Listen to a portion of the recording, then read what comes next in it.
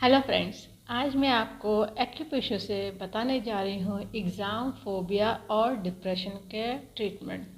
अब क्या होता है, एग्ज़ाम फोबिया सिर्फ बच्चों में नहीं होता, बड़ों में भी होता है। जो लोग कंपटीशन एग्ज़ाम दे रहे होते हैं, जैसे कि जो जितने भी कंपटीशन वाला होता है, बैंकिंग के, आईएएस के, पीसीएस के, या फिर नेट के, या फिर क्या होता है टीईटी के, कोई से भी एग्ज़ाम होते हैं, पीसीएस। तो इस तरह से क्या होता है, वो एग्ज़ाम फोबिया, चाहे सीए का कर रहे हो, चाहे आप किसी भी एंट्रेंस का कर रहे हो, या मेडिकल का कर रहे हो, या कॉलेज लेवल में कर रहे हो, या स्कूल लेवल पे कर रहे हो। तो एग्ज़ाम फोबिया क्या होता है, एक नेचुरल चीज़ होती है एग्ज़ाम फोबिया, और ज़रूरत से ज़्यादा होना, जिसमें लोग फेंट हो जाते हैं, बेहोश हो जाते हैं, एग्ज़ाम छोड़ देते हैं, एग्ज़ाम को ड्रॉप कर देते हैं, एग्ज़ाम में जाने से घबराते हैं, अचानक से उस टाइम में उनकी तबीयत बिगड़ जाती है। तो ये एग्ज़ाम फोबिया क्यों होता है, और एग्ज़ाम का डिप्रेशन, दो चीज़ें होती हैं।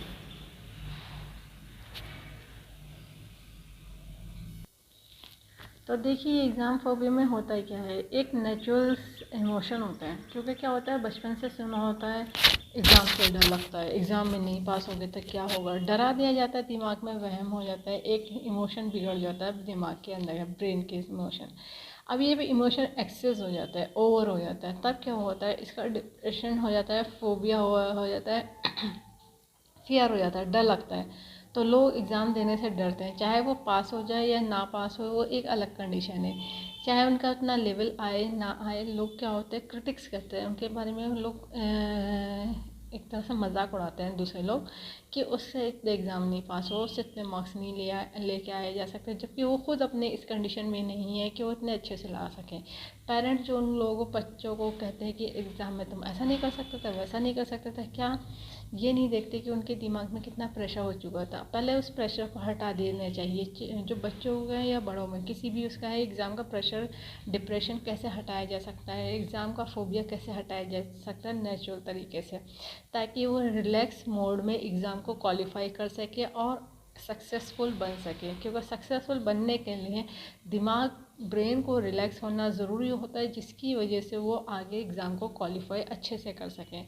ठीक है, तो इसलिए क्या होता है, जब तक आपका ब्रेन रिलैक्स नहीं होगा, सही से आपका वर्क नहीं करेगा, मेमोरी शार्प नहीं होगी, तो मेमोरी शार्प नहीं होगी तो फिर क्या होगा, एग्ज़ाम क्वालिफाई नहीं कर पाएंगे। एक होती है स्टडी करना, एक होती है स्टडी नहीं करना है। स्टडी करिए तब भी डिप्रेशन आ गया, स्टडी नहीं करना चाहते हैं तब क्या होता है, तब होती है आपकी दूसरी प्रॉब्लम। एजुकेशन में हर तरह की चीज़ों का ट्रीटमेंट पॉसिबल है। अगर आप पढ़ाई में वीक है, मेमोरी वीक है, मेमोरी को शार्प करना है, तो उसके पॉइंट भी है जिसको लगा करके आपकी मेमोरी को शार्प करा जा सकता है। याद हो, पढ़ लिया याद नहीं रहता है, उसके पॉइंट अलग है। पढ़ लिया याद भी रहता है मगर लिखते टाइम भूल जाते हैं, उसके पॉइंट अलग होते हैं। एक होता है पढ़ने में मन ही नहीं लगता है, उसके पॉइंट अलग होते हैं। एक होता है कि आपको याद भी हो जाता है, लिख भी लेते हैं, मगर उसको जब बोलने का टाइम आता है, कि पब्लिकली कुछ होते हैं कि इंटरव्यूज़, तो उसमें अगर आप फेस नहीं कर पाए तो वो एक पॉइंट अलग होते हैं। ठीक है, हर तरह की प्रॉब्लम के पॉइंट सेपरेट सेपरेट होते हैं, बॉडी के अकॉर्डिंग होते हैं। हर पर्सन की नेचर अलग होती है, उसी नेचर के अकॉर्डिंग उनका ट्रीटमेंट करा जाता है। अब क्या है, एग्ज़ाम का फोबिया हटाना है, एग्ज़ाम का डर हटाना है। एग्ज़ाम का जब डर हटाना है और साथ में डिप्रेशन भी हटाना है, कि पास हो गए तो अच्छा है, नहीं हुए तो क्या होगा, कि सोसाइटी क्या कहेगी, पब्लिक क्या कहेगा, उसको आप एक अलग छोड़ दीजिए, कौन क्या कहेगा। आपका है कि आपको एग्ज़ाम को अच्छे से क्वालिफाई करना है, सक्सेसफुल होना है। ठीक है, पहले तो उस पर फोकस करिए, पढ़ाई अच्छे से करिए। याद नहीं होता उसका ट्रीटमेंट ले लीजिए, याद हो जाता है लिख नहीं पाते हैं उसका ट्रीटमेंट ले लीजिए, याद होता है या फिर लिखते टाइम रिकॉल नहीं कर पाते हैं तो उसका ट्रीटमेंट ले लीजिए। ठीक है, उसके बारे में मैंने अभी यहाँ डिस्कस नहीं कर रही हूँ। अभी तो मैं सिर्फ एग्ज़ाम फोबिया यानी एग्ज़ाम का डर हटाने के लिए, ख़त्म करने के लिए, और डिप्रेशन से बाहर आने का पॉइंट बताने जा रही हूँ। ये डिप्रेशन एग्ज़ाम से रिलेटेड वाला है, रेगुलर डिप्रेशन की बात नहीं कर रही हूँ मैं। जो उनके इमोशन प्रॉब्लम्स ये वो, उसके डिप्रेशन अलग होता है।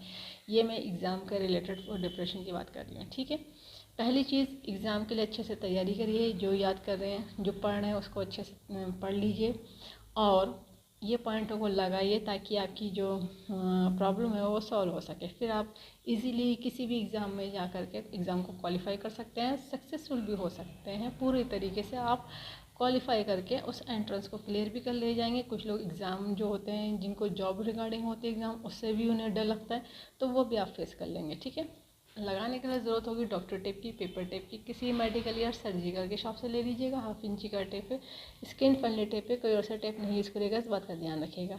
जिन्होंने कोर्स करा उन्हें पता है कि पेशे में यूज़ होती है बियोल मैग्नेट, जो एक तरह से वाइट होती है, एक तरह से येलो होती है। टोन सीडर का काम करती है, प्लस माइनस एनर्जी होती है, नॉर्थ पोल साउथ पोल। ये बियोल मैग्नेट ह्यूमन बॉडी के प्रेशर पॉइंट को स्टिमुलेट करने के लिए, बैलेंस करने के लिए बनाई गई है। इसमें पावर उतनी दी गई जो ह्यूमन बॉडी के प्रेशर पॉइंट को स्टिमुलेट कर सके और बैलेंस कर सके। अब जब मैं पॉइंट बताने जा रही हूँ, TCM के बताने जा रही हूँ। एक्यूप्रेशर में अलग अलग पार्ट होते हैं, TCM, आयुर्वेदिक, AOV, OAV और इस तरह से पार्ट होते हैं। ठीक है, तो अभी मैं TCM के बताने जा रही हूँ। जिन्होंने TCM पढ़ी वो लोग समझ जाएंगे, बाकी लोग लोकेशन देख करके पॉइंट लगा लीजिएगा। TCM के पॉइंट पे बियोल मैग्नेट लगाइएगा। कलर की जिसको नॉलेज है वही लोग कलर लगाइएगा, बाकी लोग कलर नहीं लगाइएगा, क्योंकि हर पॉइंट का हर कंडीशन के अकॉर्डिंग अलग अलग पॉइंट पे अलग अलग कलर होता है। और एक चीज़ का ध्यान रखिएगा, जो लोग कलर लगा रहे हैं तो उसके ऊपर बियोल मैग्नेट नहीं लगाइएगा, एक बार में एक ही मेथड यूज़ होता है। ठीक है, इस बात का ध्यान रखिएगा। पॉइंट की लोकेशन समझ लीजिए और आप ये पॉइंटों को लगाइए। ये देखिए हमारे इंडेक्स फिंगर है।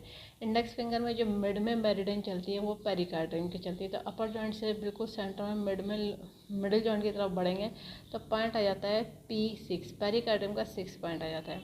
फिर इसी इंडेक्स फिंगर में मिडिल फिंगर की तरफ अपर जॉइंट पे जो पॉइंट आएगा, हार्ट का पॉइंट आएगा, हार्ट का 7 पॉइंट।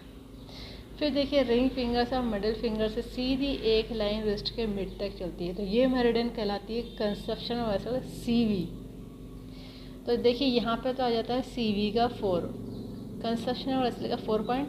फिर इसी रिस्ट के मिड में जो लास्ट पॉइंट आता है CV का 14 आता है। फिर ये यहाँ से टर्न कर जाती है थंब के मिड तक, तो जैसे ये टर्न करती है तो यहाँ पे पॉइंट आ जाता है CV का 15, तो 4, 14, 15। ठीक है, 2 पॉइंट आपके बैक साइड आएंगे। जैसे रिस्ट का मिड ले लीजिए बिल्कुल सेंटर, तो यहाँ पे पॉइंट आ जाता है UB का 17। फिर यहाँ आगे बढ़ेंगे तो ये पॉइंट आ जाता है UB का 20। ये टोटल पॉइंटों को हम करेंगे टोन, और ये दोनों हाथों में टोन करे जाएंगे। टोन करने पे ध्यान रखिएगा, बियोल मैग्नेट आपकी पेपर टिप में से वाइट विजिबल होनी चाहिए तो टोन कहलाता है, प्लस एनर्जी। और जो हमारे स्किन पर टच होनी है वो येलो टच होनी है। तो आपको ये माइंड को रिलैक्स करेगा, याद कर रहा है वो याद रखने के लिए कोशिश करेगा कि आपको भूलेंगे नहीं, याद रहेगा एग्ज़ाम तक, और आप रिलैक्स मोड में एग्ज़ाम को क्वालिफाई कर जाएंगे इन पॉइंटों से। ठीक है, इन पॉइंटों से क्या होगा, आपका ब्रेन आपके जो प्रॉपर ब्लड का सर्कुलेशन बनना चाहिए वो बनाए रखेगा, जिसकी वजह से आपको एग्ज़ाम क्वालिफाई करने में ईजी हो जाएगा। ठीक है, इन सबको टोन करने में देखिए वाइट विजिबल हो रहा है, दोनों हाथों में लगा लीजिएगा। मार्क नहीं करिएगा पॉइंटों को, सिर्फ मार्क करके इसलिए दिखाया गया है कि लोकेशन कैसे है। ठीक है, इस वीडियो को ज़्यादा से ज़्यादा शेयर करिएगा, सब्सक्राइब करिएगा, लाइक करिएगा, ताकि लोगों को पता चल जाए। एक्यूप्रेशर से सभी तरह के डिजीज़ को ट्रीट कर देते हैं, क्योर कर देते हैं, कंट्रोल कर देते हैं, रूट कॉज को ठीक कर देते हैं। फ्यूचर में दोबारा प्रॉब्लम नहीं आती, बस लाइफ स्टाइल को ठीक रखना होता है। बेल आइकन प्रेस करना ना भूलिएगा। जब भी मैं नया वीडियो अपलोड करूँगी तो आपको लेटेस्ट नोटिफिकेशन मिल जाएगा। लाइक करना ना भूलिएगा। इस वीडियो को एंड तक देखने के लिए thank you very much. See you next time.